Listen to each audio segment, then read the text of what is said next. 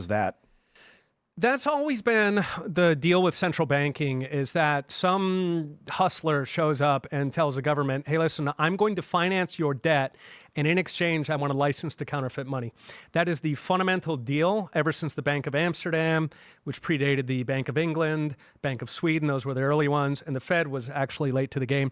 That is the fundamental deal. We finance you in exchange for a license to print money.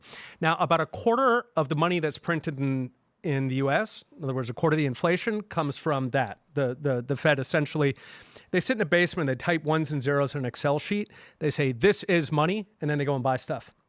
That is how the money gets born.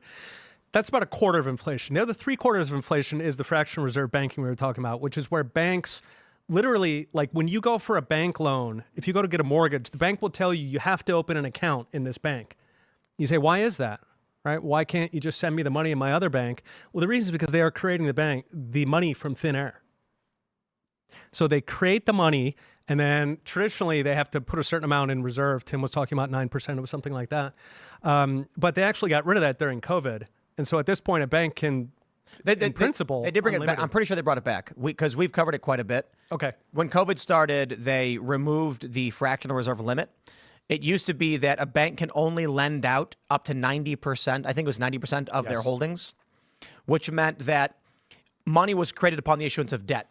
A bank has $1 million, they can issue $900,000 in loans. They're not giving $900,000 in cash, they're creating a debt. So they have 1.9 million. They go from 1 million, they can loan out 900,000, but they have to print that 900,000 first. It's created digitally. And then once they have 1.9 million, they can take 90% of that number too. Right. So and what boy, happens does that is inflate. A bank has $1 million. They give you a loan for $900,000, which creates the currency for the purchase of a building. That person sells the building. The guy who gets the cash goes, whoopee, goes to that bank and gives the $900,000 to them. They now have 1.9. Now they have 1.9. They can issue another loan for 90% of that. And so it goes on. Yep. So it's 1 over the number, and so it can get 10, 50, 100 times. During COVID, they removed the limit and said you can loan as much as you want whenever you want.